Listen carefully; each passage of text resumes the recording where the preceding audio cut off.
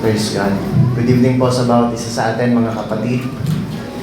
Tayo po ay mag-aaral ng kanyang salita. And to start, I just want to say that the essence of our divine hope, one of the essence of our divine hope in God, isa sa pwede nating maisip pag sinabi po natin yung salitang pag-asa natin sa Diyos, ay yung katotohanan na siya yung Diyos ng hustisya. Na yung katotohanan na pwedeng makaalpas sa mata at sa pansin ng mga tao ang kasamaan o yung magaganda nating ginagawa, it could pass through the eyes of men. But it is one of our hope that our God is the just God. Na nakakakita ng ating mga ginagawa, nakakakita ng tama at nakakakita ng masama, and He will do accordingly. Yun yung isa sa ating pag-asa. At yun yung pag-aaralan po natin ngayon sa gabing ito. At kung ano po yung dapat maging epekto nito sa ating pananalangin. Knowing that our God is a God of justice, how then should we pray? Yun po yung magiging pag-aaral natin. So, would you join me in a short prayer? Let's ask God for His help. Gracious Heavenly Father, we thank you so much for this wonderful opportunity to study your word, to be reminded of who you are, and to be instructed in the ways that you want us to walk. Holy Spirit, be our teacher at this very moment, and we humble ourselves to you. Ako po, Panginoong Diyos, at ang bawat isa sa amin ay patuloy na maturuan ng inyong mga salita. That your words would minister encouragement, would minister rebuke to us. That your words would admonish and shape our faith more and more. Ang dalangin namin, Panginoong Diyos, sa buong pag-aaral na ito, lalo naming makita si Kristo. Lalo kaming mamangha, lalo po kaming mapamahal, mapaibig sa Panginoon na nagmamahal sa amin. Maraming salamat po. Ito po ang aming samot panalangin sa pangalan ng Jesus. Amen. So again, pag-uusapan po natin yung pagiging makatarungan ng ating Panginoong Diyos, the justice of God, and what are the implications to our prayer lives. Yun po yung ating topic for tonight. And to start our study, I think it's good for us to have a working definition. Magkaroon muna tayo from the Bible ng simpleng definition kung ano ba ang ibig sabihin muna bago tayo pumunta sa aspekto ng pananalangin. Let us recall ano ba ang turo ng Bible tungkol sa pagiging makatarungan ng ating Panginoong Diyos. When we say that our God is a just God, when we say that He is the God of justice, what does it mean? Ano bang ibig sabihin po nun? Let's lay the definition first. Later I would try to show from scriptures kung bakit po natin nasabing ganito. Here's our definition. The justice of God is defined as God's unwavering commitment to uphold those who submit and to punish those who oppose His divine nature and purposes. Pag sinabi po natin na ang Diyos ay makatarungan o yung hustisya ng Diyos, ito po yung kanyang walang humpay na commitment, yung kanyang pagpupursige, yung kanyang kagustuhan na ma-uphold yung mga tao na nagpapasakop at parusahan naman yung mga taong sumasalungat saan po? Sa kapahayagan ng kanyang dakilang katangian at sa kanyang mga layunin. So, in other words, brothers and sisters, we might say that the justice of God is dependent. Pag sinabi kasi nating makatarungan, dapat may basihan. Paano natin nasabing makatarungan o hindi makatarungan ang isang bagay? There should be a basis. Tama po mga kapatid? Pag sinabing hustisya ng Diyos, ito po ay nakasalig sa kanyang pagka-Diyos at sa mga layunin niya. Bago natin puntahan yung mga talata kung saan ko po nakuha yung ating definisyon, gusto ko lamang pong ipaalala, kaya may mga talata, lalo na po sa mga narrative sa Bible, that's why, I think this is the reason why, may mga kwento sa Bible na sa unang basa, parang hindi makatarungan, it sounds unjust. Parang hindi makatao. For example, yung mga anak ni Aaron na gumamit ng apoy na hindi pinag-uutos ng Panginoong Diyos, they were dead. They were killed by the presence of God. And we know, magkaaminan tayo mga kapatid, nung una nating narinig, nabasa yung mga ganong kwento, there's this thought na, bakit naman ganon ng Panginoong Diyos? Tama po? Naalala niyo po mga kapatid, yung mga anak ni Judah. Yung isang anak ni Judah na ayaw niyang ituloy yung lahi, na kapag sila ay nagkakaroon ng intimacy ng kanyang asawa, ay ayaw niyang makabuo kasi namatay yung kuya niya, pinananagutan niya yon, siya yung magtutuloy ng lineage, sa anumang dahilan ayaw niyang ituloy. And the Bible simply said, God killed that man. Si Jesus, ang alam natin kay Jesus, napakabait, ang ganda manalita. Pero nung si Pedro, hinahadlangan yung dapat mangyari sa kanya, na siya'y dapat mamatay, biglang yung gentle, loving Jesus nagsalita, "Get behind me, Satan." May mga tagpo sa Bible na magugulat tayo, bakit parang hindi mahabagin ng Panginoon? And this is the answer. Because in all of those examples that I have given, in some way or another, they undermined the nature of God. In some way or another, they tried to hinder the purposes of God in the world. That is the justice of God. Saan po natin nakuha yun? Tingnan po natin from scriptures. Genesis 18 to 25, before we read, we recall this story. Ito po yung moment kung saan si Abraham ay nakikipag-negotiate kay God patungkol sa Sodoma at Gomorrah. Nasabi ng Panginoon, ito ay plano niyang lipulin. And you will remember the story, right? Ito po yung isang sinabi ni Abraham sa Panginoong Diyos. Tingnan po natin. Verse 25. Basahin po natin, sabay-sabay mga kapatid. "Far be it from you to do such a thing, to put the righteous to death with the wicked, so that the righteous fare as the wicked. Far be that from you. Shall not the judge of all the earth do what is just?" So dito, nakuha natin, dito natin na-derive yung ating definition kanina. Na pag sinabing just si God, and Abraham acknowledged this. Abraham knew this. And when we say God is just, alam ni Abraham na hindi kaya ng Panginoong Diyos sa kanyang kabanalan na maging patas ang treatment niya sa mga taong matuwid at sa mga tao na lumalabag sa kanyang kalooban. Another one is from Isaiah chapter 1, verse 17. Isaiah chapter 1, verse 17.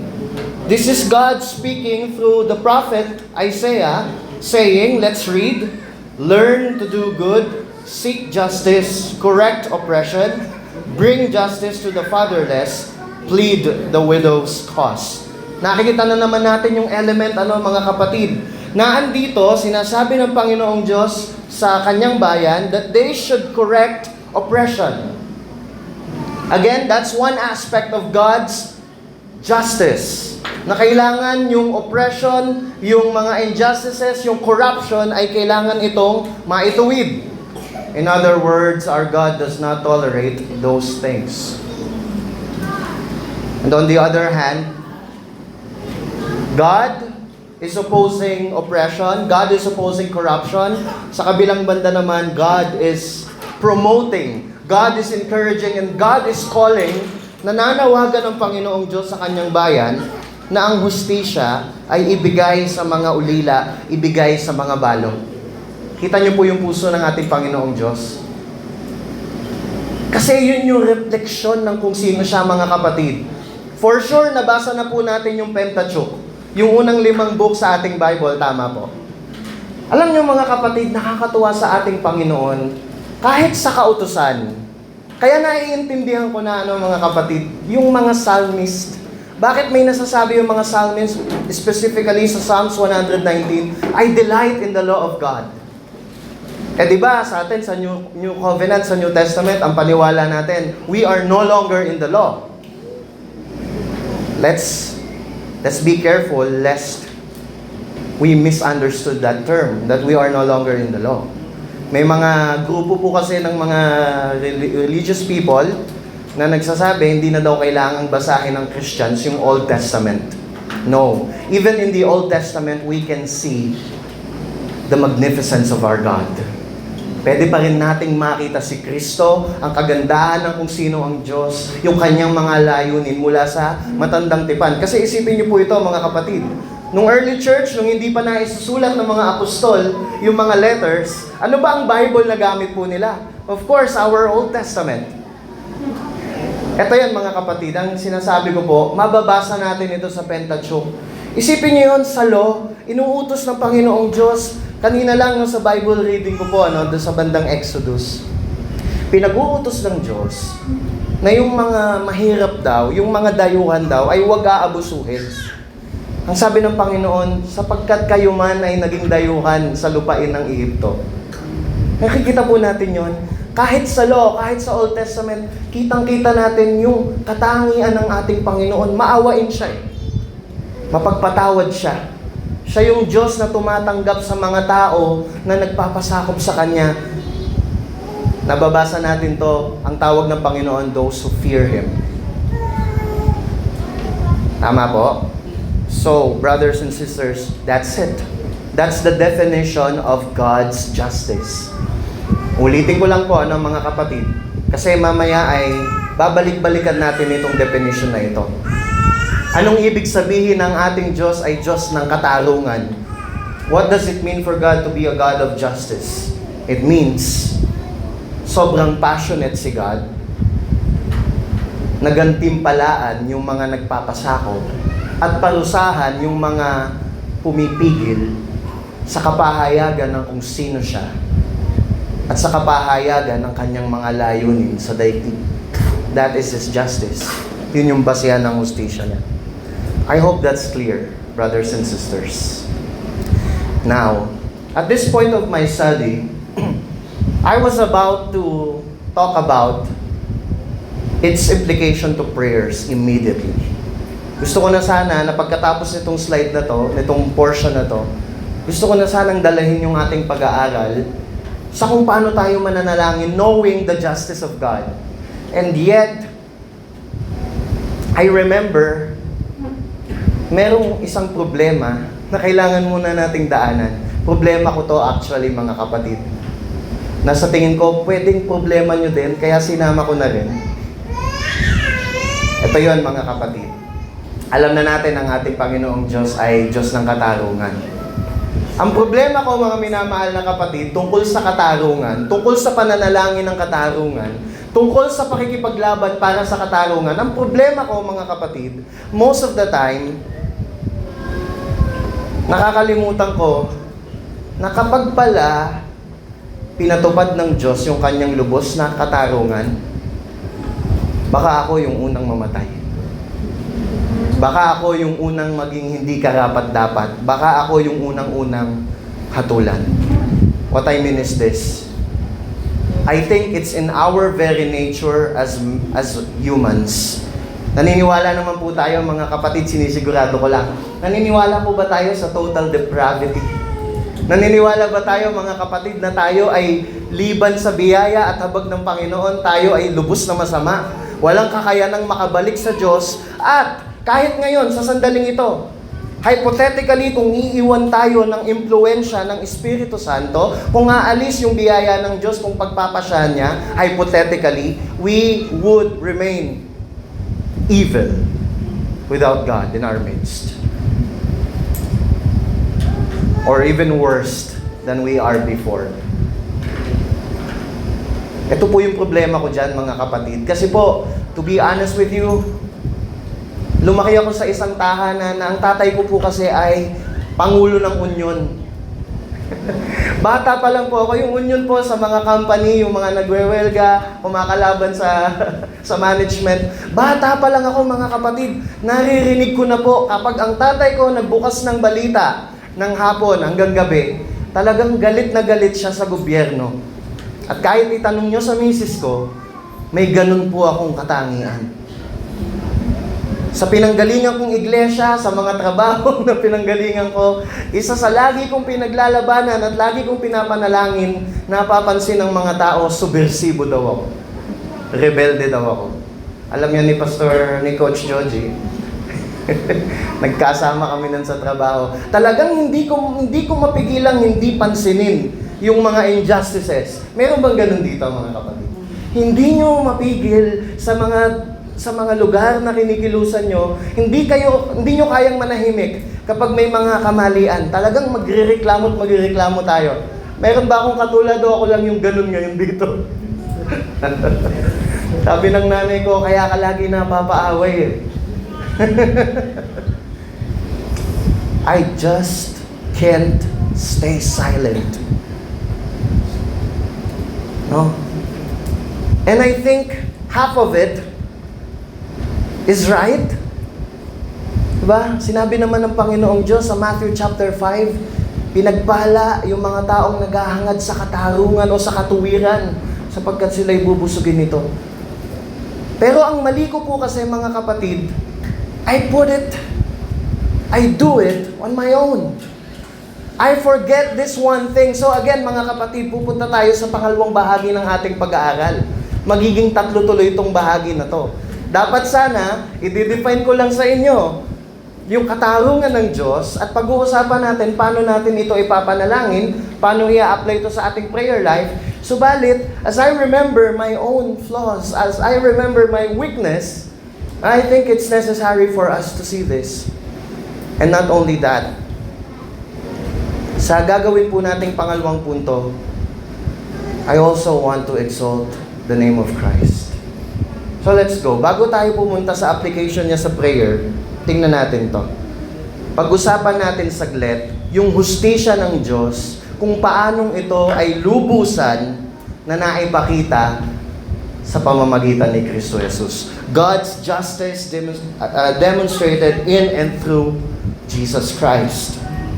Kasi again, mga kapatid, ayaw naman natin na basta tayo mananalangin sa hustisya as if we don't need the mercy of God. As if tatagos tayo kapag pinag-usapang direktang i-apply sa atin ang hustisya ng Panginoong Diyos. Kailangan nating makita, mga kapatid, sa sandaling ito, na kahit sa pananalangin natin sa hustisya, biyaya pa rin ng Panginoon. That's the goal. Tingnan po natin. Una, gusto ko pong ipaalala sa sarili ko at sa bawat isa na si Kristo lamang yung may kakayanan na perpektong magpatupad ng katuwiran o hustisya ng Diyos. I want to remind my soul tonight that as much as I love justice, I want to be reminded tonight and I want to remind you, brothers and sisters, alam kong mahal natin ang hustisya, but let us be reminded that only Christ can implement perfect justice. Tingnan po natin this is a prophecy that many of the Bible scholars out there believed na nagpapatungkol sa Panginoong Jesus. Let's read Isaiah chapter 42, verse 1 to 3. Ano po ang sabi dito? Behold, my servant, whom I uphold, my chosen one, in whom my soul delights. I have put my spirit upon him. He will bring forth justice to the nations. He will not cry out or raise his voice, nor make his voice heard in the street. A bruised reed he will not break, and a dimly burning wick he will not extinguish. He will faithfully bring forth justice. Mabanggit ko lang, mga kapatid, alam niyo po ba, sa sinaunang mga kaharian ng Israel, yan man ay sa Israel talaga, sa Northern Kingdom, or sa Southern Kingdom, yung Judah, merong isang problema. Merong isang problema ang Israel noong kahit saang bahagi ng Israel. Ito po yun mga kapatid. At tingin ko naman nararanasan din po natin ngayon. Yung kanilang mga pinuno, ang kinagagalit ng Panginoong Diyos, dahil sa kanilang kapangyarihan at dahil sa kanilang impluensya, ang hustisya ay naipagkakait lagi sa mahihirap. Naalala niyo po si King Solomon, right? Si King Solomon, bilang hari, isa sa trabaho niya, napansin natin yon, na isa din siya sa humahatol sa mga disputes ng taong bayan. At nakita naman natin, purihin ng Panginoong Diyos, na nung panahon ni Solomon, bago siya magkaroon ng madaming chicks, ay matuwid yung kanyang paghatol. Tama po? Subalit nakakalungkot na sa kanyang mga sumunod na salinlahi, yung mga sumunod na hari, hindi man lahat, subalit majority of them failed to uphold justice. Mababasa natin yan sa mga major and minor prophets. Nagrereklamo ang Diyos, napupuot ang Diyos. Isa sa dahilan kung bakit nagpapadala ang Diyos ng mga peste at ng mga mananakop sa Israel. Bakit po? Yung mahihirap, yung mga ulila, yung mga balo, pinababayaan at isinasangtabi sa hustisya. Nananalo yung mga mali dahil sa suhol. Nababaliko ang katuwiran dahil sa salapi. Hindi ba mga kapatid hanggang ngayon, isa yan sa iniiyak ng puso natin sa ating bansa, sa ating lipunan. Tama po. Hindi natin gusto yan, mga minamahal. Hindi natin dapat i-tolerate yan. And we pray that we should not be part of that kind of darkness. Sabi ng Bible, but instead, let us expose them. However, mga kapatid, ito po sinasabi ko, napakaganda ng propesiya tungkol sa Panginoong Jesus. Isipin niyo po yun, yung Israel, yung bansa na bugbog sa abuso ng mga power-tripping na pinuno, pinangakuan ng Panginoong Diyos na balang araw, darating yung lingkod ng Panginoon. Sino yung lingkod na yon? Ang Panginoong Jesus. Balang araw, itong ipinangakong lingkod na ito ay magpapatupad ng perpektong hustisya. Biruin niyo po yun mga kapatid, sa sobrang perpekto ng hustisya niya, sabi po dito, yung mga taong mahina, yung mga taong walang kalaban-laban ay hindi niya igugupo. Yun yung nakakalungkot sa hustisya natin dito sa Pilipinas at hustisya nila noon sa Israel. Kung sino yung nangangailangan lalo ng hustisya, sila pa yung inaabuso ng sistema ng hustisya. Yung mahihirap na dapat pinagtatanggol ng katuwiran, sila yung inaabuso ng sistema. Naiintindihan po natin, mga minamahal na kapatid. Subalit ito, mga kapatid, ang pangako po, merong isang lingkod ng Panginoong Diyos. Ang Espiritu ng Diyos ay isa sa Kanya. Siya ang magpapatupad ng hustisya sa mga bansa. Ang ganda, no? Hindi lang daw sa Israel, to the nations. Ipapatupad yung hustisya. Mapapansin niyo po, 2 beses binanggit, He will bring forth justice. Sa madaling salita, mga kapatid, He will get the job done. Gagawin niya yung perpektong hustisya. Ulitin ko, mga kapatid, ang Panginoong Jesus lamang po yun.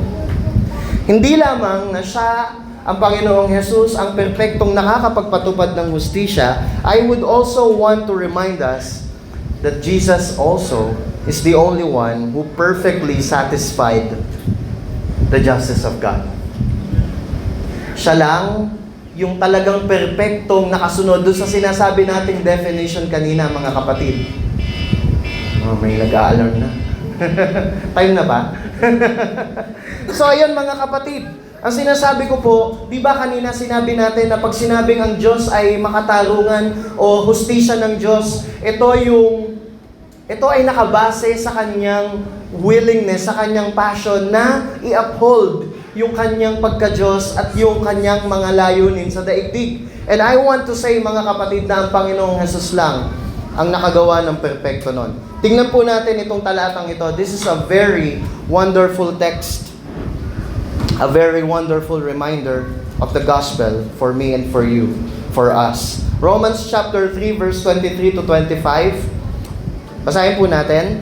For all have sinned and fall short of the glory of God, and are justified by His grace as a gift through the redemption that is in Christ Jesus. Verse 25, whom God put forward as a propitiation by His blood to be received by faith. This was to show God's righteousness, because in His divine forbearance He had passed over former sins. Verse 26, it was to show His righteousness at the present time, so that He might be just and the justifier of the one who has faith in Jesus. Napakagandang paalala, mga kapatid.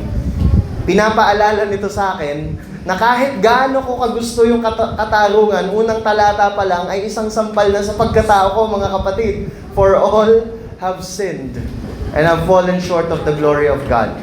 Pinaalala na naman sa atin ng Panginoong Diyos, muli, napakalinaw, na mga kapatid, gaano man natin kagusto ang katarungan sa gobyerno, sa pamilya, sa lahat ng aspekto, hindi tayo lahat nakaabot sa kalwalhatian ng Panginoon, sa Kanyang pamantayan.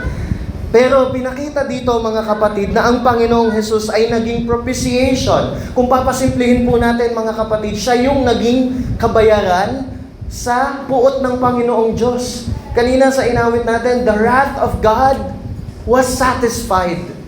Yung puot ng Diyos sa pagiging hindi ko matuwid at sa pagiging hindi natin matuwid, mga kapatid, yun po ay hindi pwedeng palagpasin. Tinatawag nung iba na divine dilemma. Halimbawa, si Haring David, pinili niya. Tayo, mga pinili niya. Totoo ang ating mga kasalanan. Sabi nga ng isang mangangaral, hindi ito pwedeng itago ng Diyos sa ilalim ng basahan. Hindi kagaya natin pag nagwawalis, nung tayo mga bata, para mapabilis yung pagwawalis, tinatago natin sa kung saan-saan yung kalat. Mga kapatid, hindi pwedeng palagpasin ng Diyos yung ating mga kasalanan.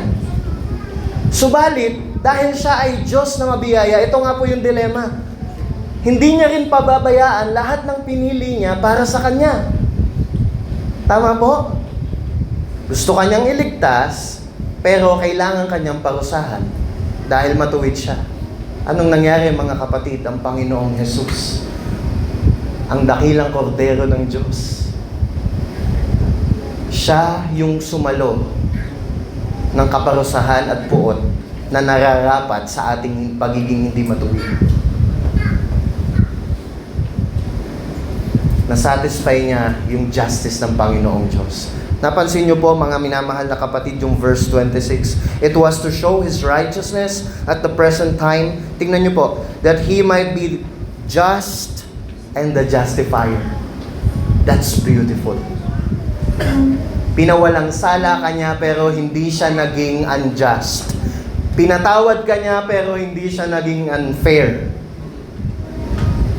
Inari Kanyang anak, subalit hindi niya dinaya yung sarili niyang pagka-Diyos. Sa halip, ito ay lubusan pa rin na-satisfy dahil sa perpektong sakripisyo ni Kristo Jesus doon sa cross. That is wonderful. Mga kapatid, bago tayo pumunta sa ating pangatlong bahagi ng ating pag-aaral, bago natin pag-usapan kung paano manalangin in view of God's justice, let us be reminded that the only reason we can actually pray, we can even pray, is because God justified us. Therefore, being justified by faith, we have peace with God through our Lord Jesus Christ. There is therefore now no more condemnation to those who are in Christ Jesus. Now we can talk about praying. Ngayon, pwede na nating pag-usapan kung paano tayo magagamit ng Panginoong Diyos sa pananalangin ng katuwiran. Bakit, mga kapatid? Alam natin at napaalala na sa atin na hindi tayo magiging agent ng justice dahil tayo'y karapat-dapat, mga kapatid. That's not the case. We can pray and we can be agents of God's justice only because of the grace of God in Christ Jesus. Dahil sa awa ng Diyos sa atin na pinamalas niya kay Kristo Jesus on our behalf. Amen, mga kapatid? Amen. Amen. So, we apply the justice of God in our prayers. Number 1, ito po yung application mga kapatid. Number 1, we pray for justice by faith, not by vengeance.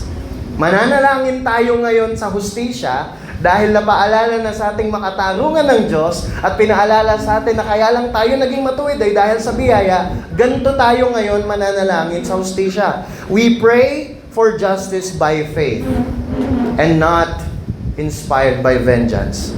Alam na alam natin itong talatang ito mga kapatid. Romans chapter 12 verse 19. Ano po sabi dito? Beloved, never avenge yourselves, but leave it to the wrath of God. For it is written, vengeance is mine, I will repay, says the Lord. Napakaganda ng counsel ng salita ng Diyos dito, mga kapatid. Now listen, I really need to balance things out in this text. Pakinggan po natin ito. May dalawang extreme tayong kailangang iwasan pag tayo nagpe-pray ng justice. Yung unang extreme, yung tinatawag nating pietism. Yung tinatawag nating hyper-spirituality. Na parang bang sinasabi natin na, ay hindi, ang gusto ng Diyos, pumikit ang mata natin sa injustices. Sabi kasi ng Bible, ano daw tayo? Peacemaker daw tayo. Hindi na tayo magsasalita. Hindi na natin pupunahin yung mga kurakot. Hindi na tayo magreklamo sa mga bagay na katiwalian sa ating lipunan. Wala na tayong pakialam dahil tayo mga anak ng Diyos. Payapa. Bawal magsalita. That's the other extreme. That's the one, yun yung isang extreme. Na akala natin dahil sa pietism, dahil sa hyper-spirituality, akala natin sinful na mag-pray ng hustisya. Na mag-pursue ng hustisya. Ay, kwento ko nga po sa inyo nung huling Wednesday na nandito ako, sinampahan namin ang kaso, yung dalawang adik na muntik pumatay sa tiyuhin ko. Yun ba ay mali? Yun ba ay hindi naaayon sa salita ng Diyos? I don't think so. As Christians, we should uphold the law. We should pursue what is right. Amen? However, on the other side, yung isang extreme, ay gawin natin, i-pursue natin yung justice through our own means. Doon ulit sa kwentong yun, alam nyo, may mga tito po kasi ako na hindi pa nakakakilala sa Panginoon at may mga connection. Alam niya na, pangkaraniwang mag-isip. Ang sabi sa amin, kung di nga lang kayo pala simba, papatumba na natin yun eh. Sabihin nyo lang. Ang wala ng problema, di na kayo makakatakot. Pag nakalaya yun, baka balikan pa kayo eh. Kung titingnan natin sa pananaw ng mundo, para naman tama. Kasi yun naman talaga mga kapatid, nung nagwawala yung dalawang adik na yon, nagbabanta talaga, uubusin daw kami.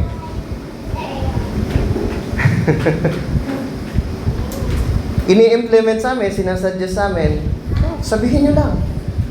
Magbigay lang kayo ng go signal. May mga kakilala tayo, pwede natin ipadali na yun. Kakatakot, no? We don't put justice on our hands. We pursue justice in the proper way, in a legal way, but not on our own means. Sabi dito, hindi ni-reject. Hindi sinabi, hindi tayo dito inaano ng salita ng Diyos na ginagaslight na, alam nyo, Christians, dapat hindi nyo na nga dapat iniisip yung yung ganti. Hindi. Ina-acknowledge ng Word of God na balang araw may pagganti. Sa Revelation, mayroong isang portion, may group of people, those who are beheaded for the Lord. They were crying, Lord, when are you going to avenge us? Sabi ba ni Lord sa kanila dun sa vision? Hindi sila pinatahimik. The Lord acknowledged that yes, there would be retribution. There would be vengeance for the evildoers. Amen? And yet, anong ginawa ng grupo na yun na nasa Revelation? They are waiting, they are praying for the Lord to do it. Mga kapatid, meron talagang pagganti. Subalit ang gaganti ay ang Panginoon. Yun yung unang application. When we pray for justice, let's pray out of faith. Ito kasi yan mga kapatid sa totoo lang, magkaaminan po tayo. Kung minsan, lalo na kapag talagang nararamdaman natin na aping-api tayo, I'm speaking out of my own experience. Kapag nararamdaman kong nanggigigil talaga akong gusto kong gumante, parang ang hirap paniwala ang gaganti ang Diyos. Parang ang hirap panapalatayanan na may gagawin ng Panginoon balang araw. Kasi yung taong naka-offend sa akin, ayun, nagpapataba pa ng tiyan. Yung taong gumawa ng sobrang matinding damage sa pamilya namin, hindi ko naman sinasabing yung dati namin pastor, pero yun na rin. Minsan napapaisip ako, bakit pinapalakpakan pa rin sila ng mga tao ngayon? May mga tao pa rin na uuto nila, naniniwala pa rin. Minsan, aaminin ko sa inyo mga kapatid, ang hirap manampalataya na darating talaga ang pagganti ng Panginoon.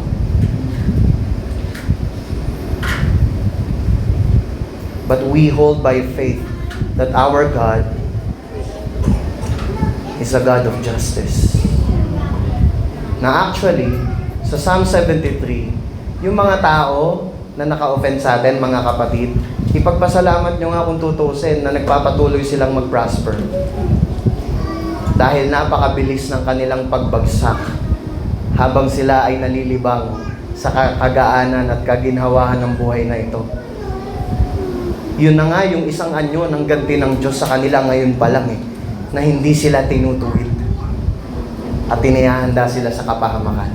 Ang sinasabi ko lang po mga kapatid, kung tayo nga nakakaisip ng matuwid, paano pa yung Diyos na pinanggagalingan ng lahat ng katuwiran? Kung tayo nga nagnanasa ng hustisya, paano pa yung Diyos na nakakakita ng lahat? Paano pa yung hukom nakahatol sa lahat?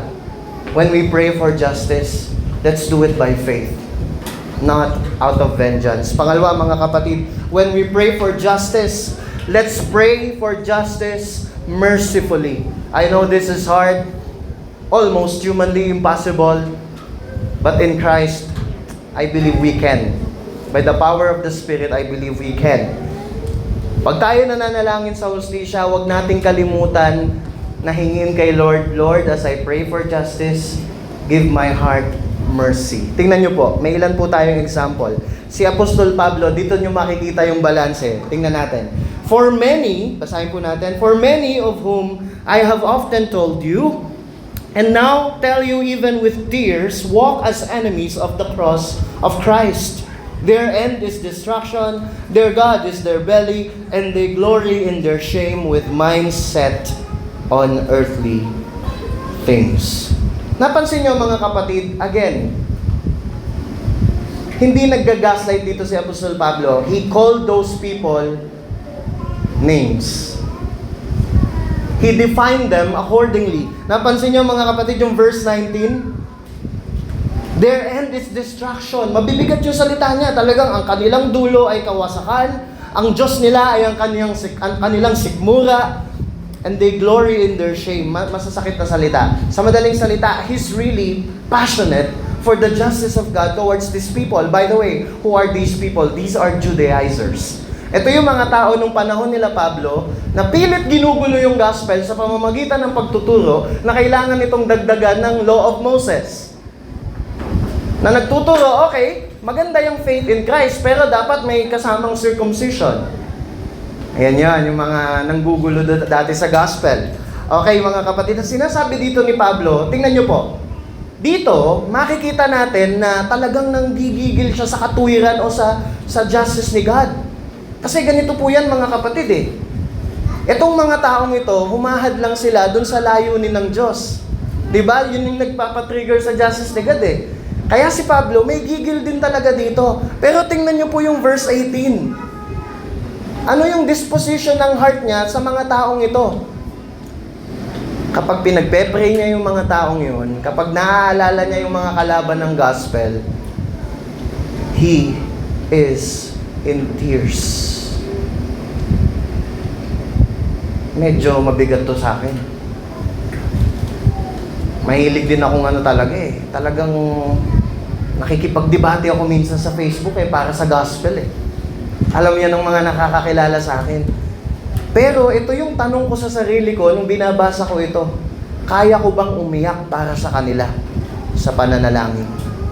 Tingnan niyo po ito, Romans chapter 10 verse 1 to 4. Again, he's talking about Jews that are most likely hindering the work of the gospel. But look at him on how the Apostle Paul described these unbelieving Jews. Brothers, my heart's desire and prayer to God for them is that they may be saved. For I bear them witness that they have a zeal for God, but not according to knowledge. O dito, in-acknowledge siyang mali talaga sila. So, pwede naman talaga yun mga kapatid, na sa ating mga discourse, sa ating pakikipag-usap, hindi naman masamang sabihin natin ng may pagmamahal sa kapwa nating kapatid, mali ang pinapangaral mo. Kaibigan, hindi biblical yan. Hindi tayo pinagbabawalan na ganun. Pero mga kapatid, again, this is a challenge for us. This is the Apostle Paul. I do believe sa lahat ng taong tumungtong dito sa lupa, bukod sa Panginoong Jesus, siya yung may pinakamalalim na pagkaunawa sa gospel. And yet, anong tingin niya sa kanyang mga kalaban? He's praying for their salvation. Another slap for me. Can I pray for those people who wronged me, who abused us in our former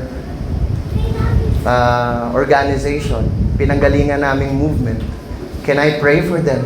Can I still pray for them? Can I weep for them?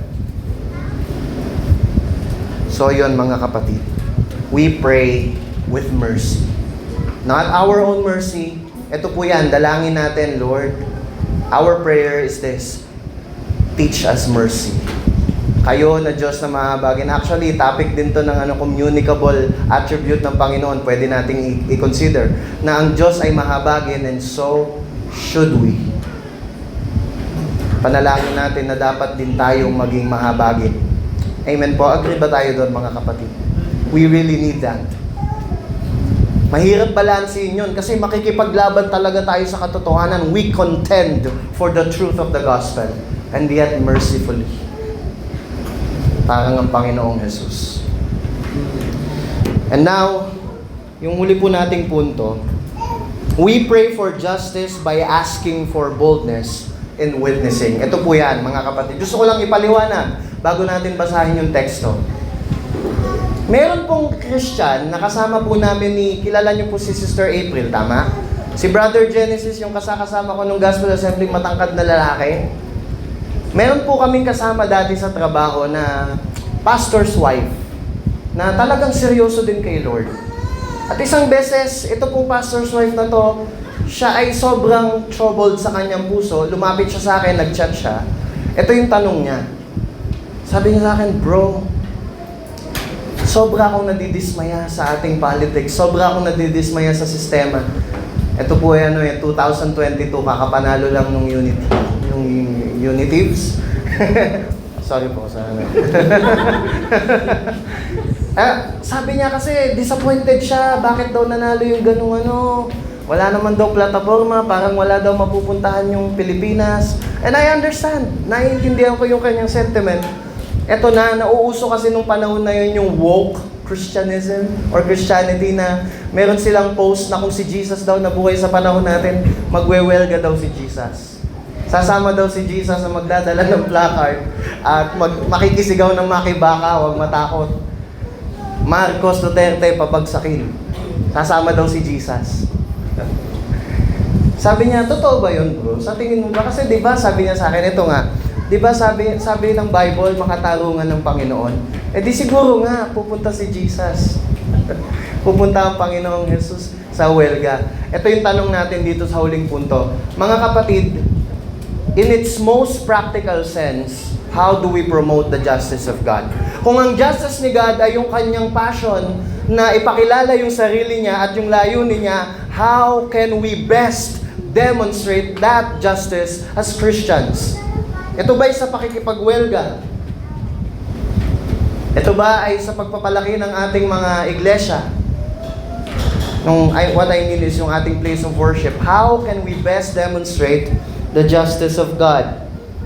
Mabilis na lang po ito mga kapatid. I'm almost done. I'm so sorry, Medyo nag-extend tayo. Sabi po dito, Acts chapter 4, verse 27 to 30, basahin natin.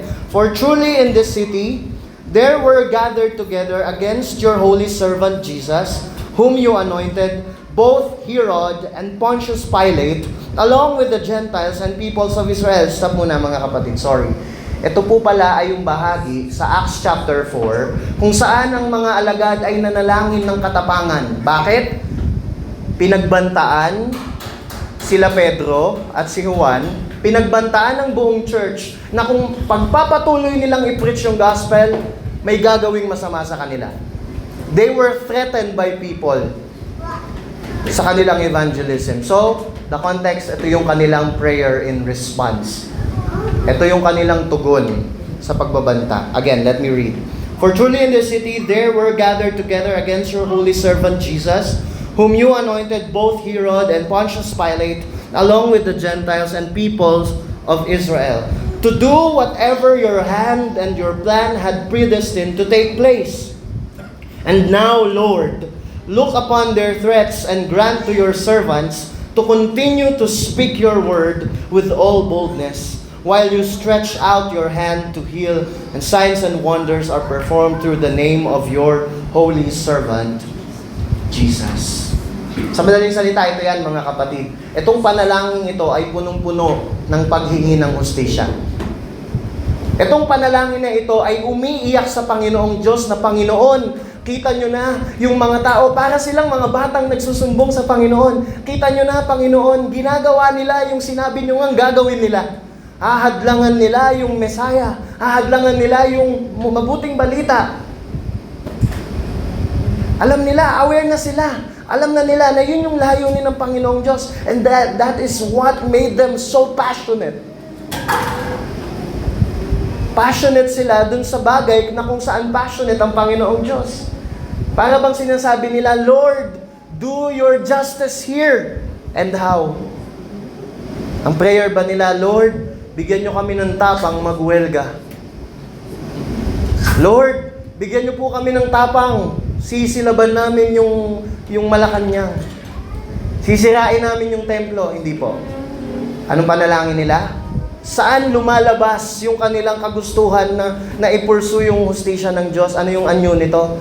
They prayed for boldness to preach Jesus Christ. Brothers and sisters, let me end with this. Gusto ba natin na makita yung hustisya ng Diyos sa ating lipunan? Sa ating mga pamilya? Kasi sigurado ako mga kapatid, hindi lang naman sa gobyerno yan.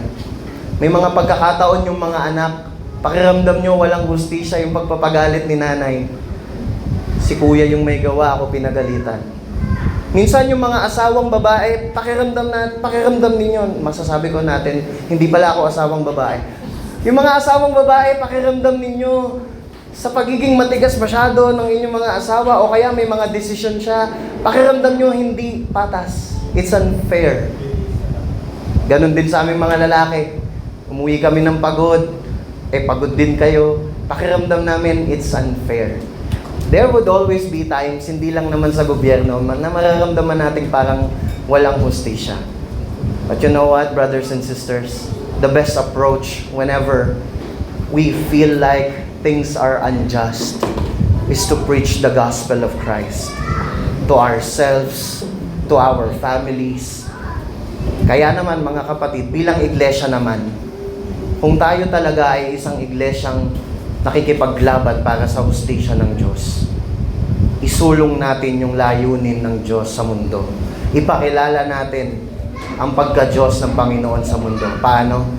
Ipangaral natin si Kristo. Let us evangelize. Spread the word of God. Sayang yung magaganda nating theology. Itong pinag-aaralan natin ngayong gabi, walang kwenta ito kung hindi natin ito ipapahayag sa mga tao. Dahil yun naman talaga ang atas ng Panginoong Hesukristo. To be Christ-centered is to be passionate on the things that He is passionate about. We share Him, we declare Him. Sa labas, sa mga mahal natin sa buhay, doesn't need to be a huge crusade. Hindi kailangan parang Billy Graham tayo. Let's pray na mula ngayon, kahit sa mga simple nating conversation, let us preach the King. Ipangaral natin yung hari dahil nalalapit na ang kanyang paghahari. Ang ating Panginoong Yesus ay talagang tunay na babalik. Tayo po'y manalangin. God of justice, we thank you so much for this time of study, that we have been reminded of who you are, and we have been reminded of your justice. Una sa lahat, salamat Panginoong Diyos, na kung tutuusin, kung ang pag-uusapan ay hustisya nyo, wala sana sa amin dito, Panginoon, yung dapat maligtas. Wala sana sa amin dito, Panginoon, yung dapat patawarin kung tutuusin. Kung pag-uusapan yung pagiging matuwid po ninyo. Subalit salamat sa Panginoong Yesus. Salamat dahil yung aming mga karumihan ay kanyang inari, kanyang kinuha, isinuot sa kanya, at yung kanyang katuwiran ay isinuot, ibinihis sa amin. Kaya naman ngayon, Panginoon, kami inyong mga anak. Salamat sa Panginoong Jesus. At sa mga bagay na napag-usapan po namin, dalangin namin kayo ang kumilos at gumawa sa aming mga puso ng mga bagay na ito ay magkaroon ng katuparan. Patawarin niyo kami sa mga sandaling hindi kami nagtitiwala sa pamamaraan ninyo, sa hustisya ninyo. Patawarin niyo kami, Panginoong Diyos, sa mga pagkakataon na nawawalan kami ng awa sa pakikipaglaban namin sa mga bagay na totoo. Ako, Panginoon, kilala niyo po ako, nawawala kung minsan yung awa sa aking puso.